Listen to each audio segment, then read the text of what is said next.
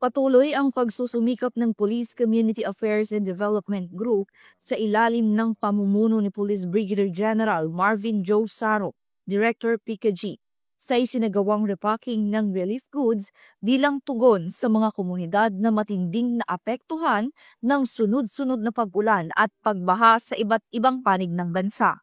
Pinangunahan ang aktibidad ni Police Colonel Adonis Guzman, Deputy Director for Operations, sa loob ng bulwagang Lapu-Lapu sa Camp Brigadier General Rafael T. Crame, Quezon City. Layon ng nasabing inisyatibo na matiyak ang maagap na paghatid ng tulong sa mga nangangailangang mamamayan. Ayon kay Police Colonel Guzman, tuloy-tuloy ang kanilang repacking activity na sinimulan pa noong nakaraang linggo.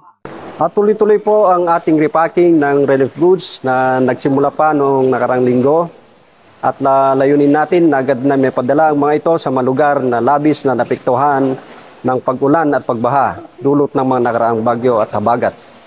At mas naging makabuluhan po at makulay ang ating aktibidad dahil sa nakasama natin ang ilang kilalang beauty queens na buong pusong nag-volunteer sa repacking bilang bahagi ng kanilang advocacy para sa bayan. Narito po si Doc Risa Durmiendo, ang Mrs. Philippines International Face of Beauty 2019, Ms. Hussein Luis Alba Lopez, Miss Asia Pacific All Nations 2022 and Women 2023, Ms. Roxanne Velasco, ang former Miss Metro Manila and Nobel Queen 2024, si Ms. Ricky Abuel de la Peña, ang Miss Universe Philippines Lukban 2024, and Erda Ambassador. At narito po si Miss Jehaine Hernandez, ang former Miss Teen International and GMA Sparkle Artist.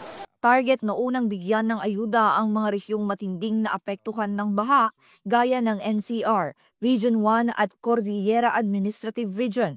Isusunod din ang iba pang lugar na kasalukuyang tinutukoy ng mga local units bilang nangangailangan ng agarang tulong. Ang mga nire-repack nating goods ay mula sa donasyon ng iba't ibang stakeholders. Kabilang na rin po dito ang nalikom sa isinagawang Boxing for a Cause ng ating Chief Philippine National Police itong nakaraang linggo. At iba pang inisyatibo ng PNP katuwang ang mga partner organizations natin. Taos puso po ang aming pasasalamat sa lahat ng tumulong at patuloy na sumusuporta sa adhikaing ito. Sa pagtatapos ng aktibidad, ipinamalas ng PCG ang kahalagahan ng serbisyo, may puso, ang pagiging tulay ng pulisya para sa malasakit, pagkakaisa at pag-asa, sa mga kapulisan, sa mga beauty queen at sa lahat ng tumulo. Kayo ang tunay na ehemplo ng makabagong bayani, tahimik na naglilingkod, buong pusong kumikilos. At sa gitna ng bawat bagyo, baha at hamon, patuloy ang pag-agos ng malasakit ng kapulisan para sa bayan, para sa mamamayan.